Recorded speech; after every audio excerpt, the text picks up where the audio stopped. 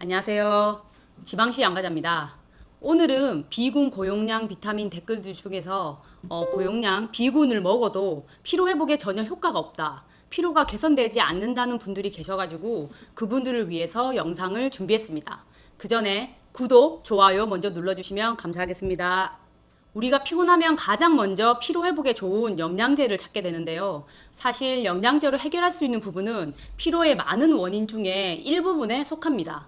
그렇기 때문에 처음부터 바로 효과를 느끼는 분도 계시지만 조금 좋아졌다가 이내 효과가 없는 것처럼 느껴지기도 하고 처음부터 효과가 없게 느끼는 분들도 계실 수 있습니다. 그건 각자의 피로의 원인이 달라서 그러는데요. 오늘은 영양제로 해결되지 않는 그 피로의 원인들에 대해서 이야기를 해보면서 여러분들이 이 피로가 풀리지 않는 이유에 대해서 이 안에서 한번 찾아서 해결해 보시는 거 좋을 것 같습니다. 요즘 지인들을 만나면 대부분 피곤하다고 말하면서 그게 나이 들어서라는 말을 많이 합니다. 그리고 피곤한 건 그냥 당연한 거야 라고 생각합니다. 저도 예전에는 그랬거든요. 그런데 피로라는 것은 분명히 원인이 있고 예방도 가능한 것입니다. 저는 몇 가지 피로의 원인을 알고 개선했더니 몇 년 전보다 훨씬 덜 피곤하고 또 이렇게 잘 피곤해지지 않는 몸이 되었는데요. 과연 뭘 바꿨는지 그것에 대해서 오늘 이야기해 보겠습니다. 고용량 비타민 B군이나 멀티비타민을 먹어도 피로가 풀리지 않는 사람들은 과연 무엇 때문일까요? 피로의 원인은 크게 생활습관, 심리, 질병 세 가지로 나눌 수 있습니다. 그 중에서 첫째, 생활습관과 관련한 피로. 이게 저는 가장 크다고 생각하는데요. 예를 들면 과음, 카페인 과잉, 과로, 신체활동 결핍, 수면 부족, 좋지 않은 식습관, 스트레스 같은 것들이죠. 이 스트레스에는 뭐 육체적, 감정적, 환경적, 정신적 스트레스 모두 포함된 겁니다. 이런 것들은 현대인들이라면 그냥 다들 겪고 있는 게 아닌가라고 생각할 수 있는데요. 이게 내 피로와 무슨 관련이 있을까라고 생각이 들 수 있습니다. 이런 사소한 것들이 정말 내 피로에 영향을 미칠까? 그냥 내 체력을 더 키우면 되는 거 아닌가?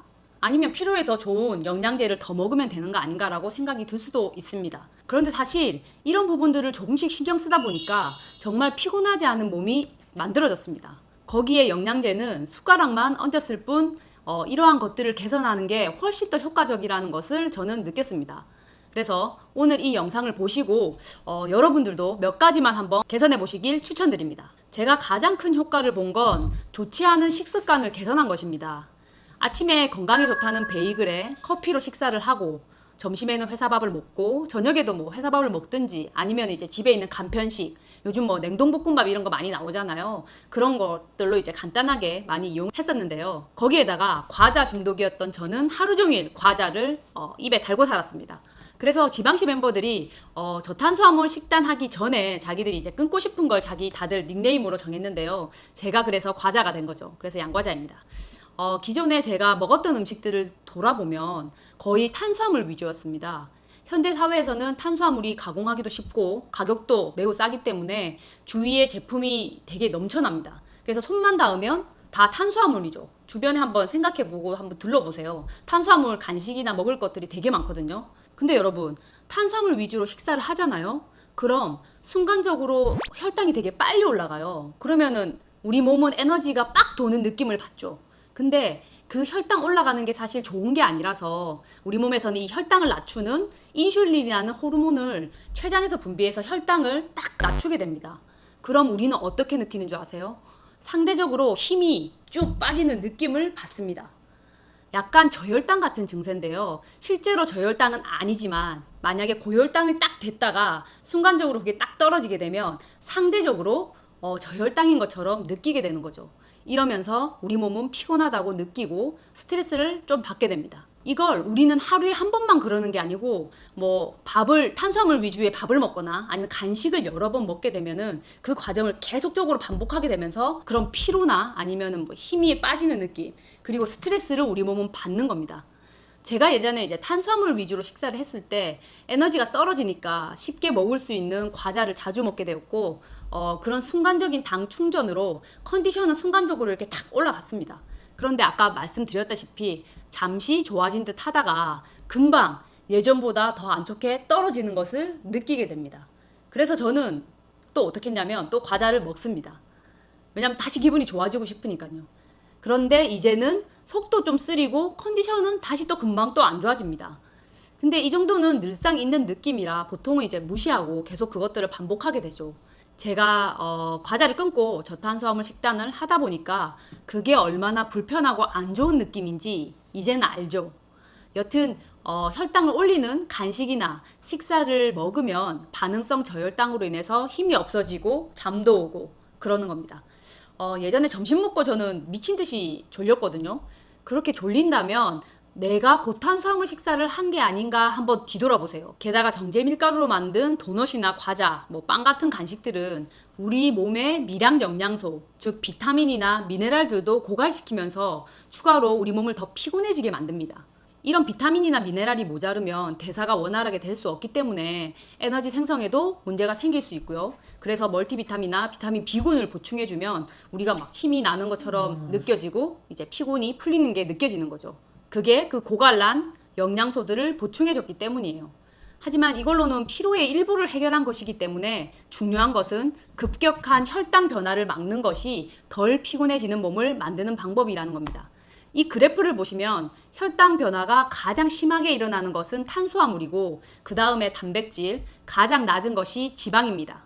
그래서 저탄수화물 식단을 하면서 단백질과 좋은 지방 섭취를 늘리는 것이 여러분들이 피곤해지지 않는 몸이 되는 첫 번째라는 겁니다. 다음에 저희가 쉽게 탄수화물을 줄이는 방법, 좋은 단백질과 좋은 지방을 섭취하는 방법을 계속해서 알려드리려고 하고 있습니다. 구독하셔서 계속적으로 피곤해지지 않는 몸을 만들기 위해 다음 영상들을 봐주시면 감사하겠습니다. 그리고 저탄수화물 식단을 하게 되면 한국인들이 나이 들면 많이 걸리는 당뇨병으로부터도 멀어질 수 있고요. 노화 속도까지 늦출 수 있는 장점이 있으니까 한 번 더 이제 이 식단을 고려해 보시기 바랍니다.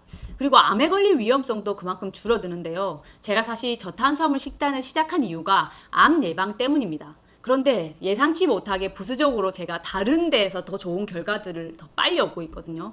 만성 비염도 없어졌고요. 피곤하지 않은 몸도 얻었고요. 피부도 좋아졌습니다. 그리고 감정 기복도 훨씬 줄어들어요.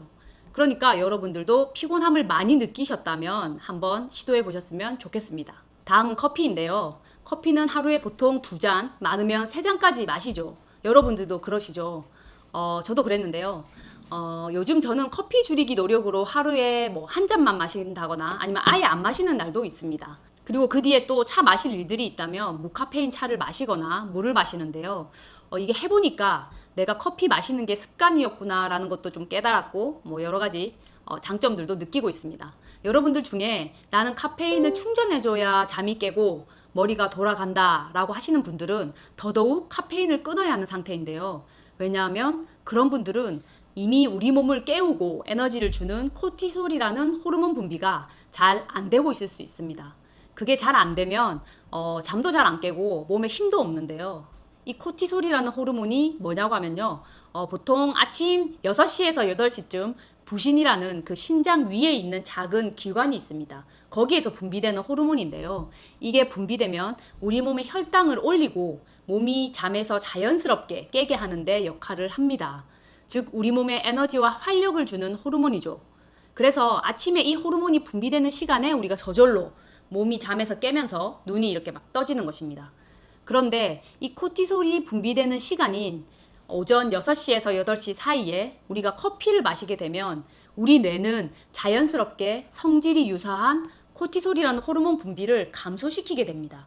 커피의 카페인이 깨워주니까요. 그러니 코티솔 분비가 점점 줄어들면서 우리 몸은 힘이 빠지고 각성되지 않게 되고 이를 우리는 극복하기 위해서 몸에서는 카페인을 더더더 이렇게 찾게 되는 겁니다. 처음에는 한 잔만 마셔도 잠이 완전히 깼지만 이제는 2잔 마셔야 되고 더 진하게 마셔야 하고 이렇게 되는 이유가 코티솔 분비도 계속 줄어들면서 카페인에도 내성이 생겨서입니다.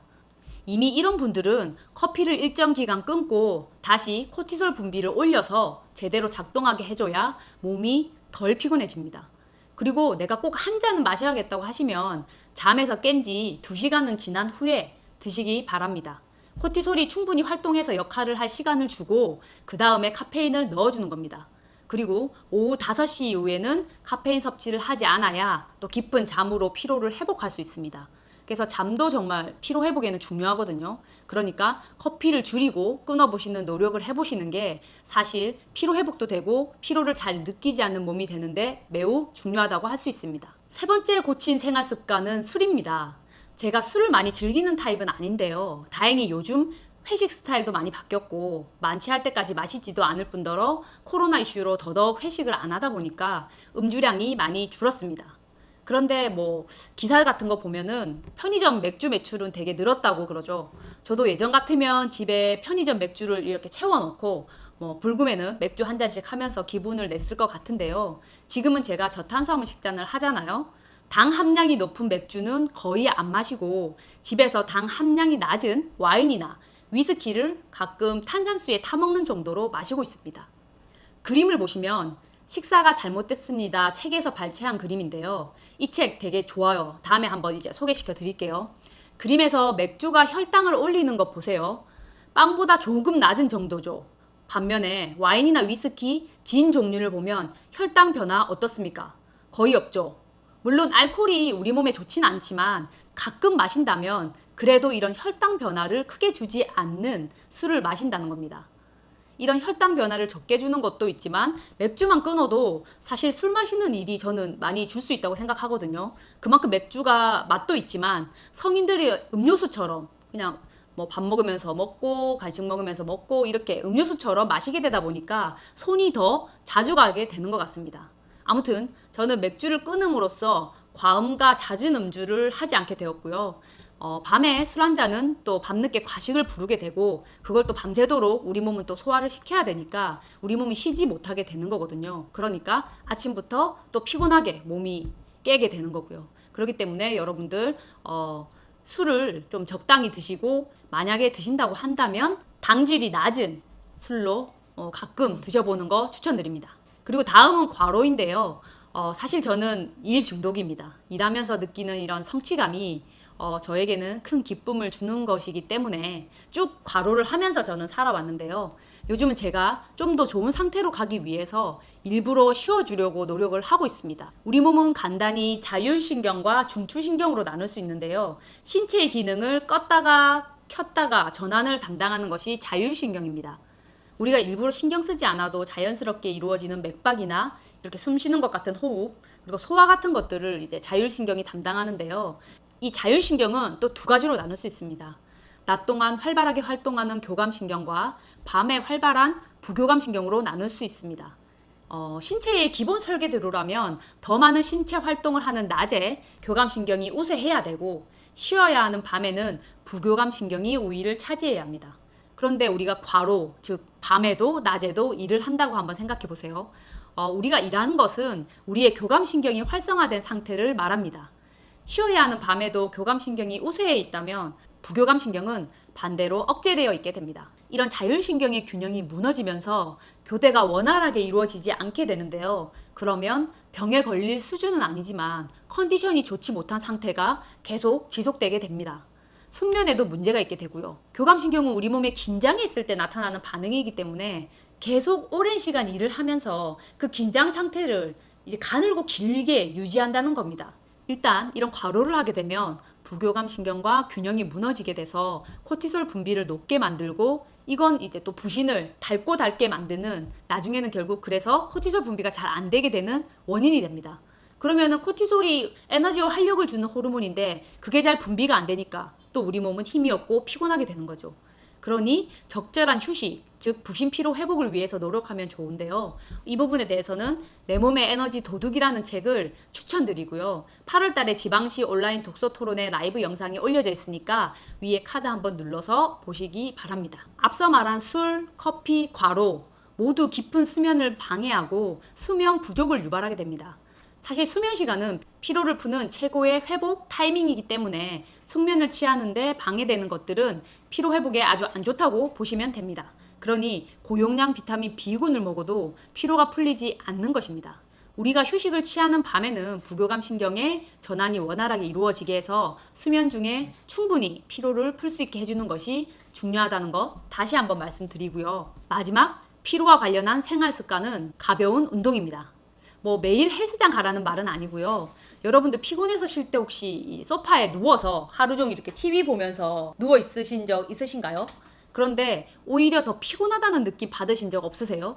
저는 있거든요. 움직이지 않는 하루가 피로를 부추긴다는 말이 있습니다. 사람은 본래 끊임없이 움직이도록 설계되었는데요. 그런데 피로에 시달리는 대다수의 직장인은 운동을 싫어하고 대부분의 업무를 컴퓨터로 처리하기 때문에 일이 바쁠수록 몸을 움직일 수 있는 기회가 줄어듭니다.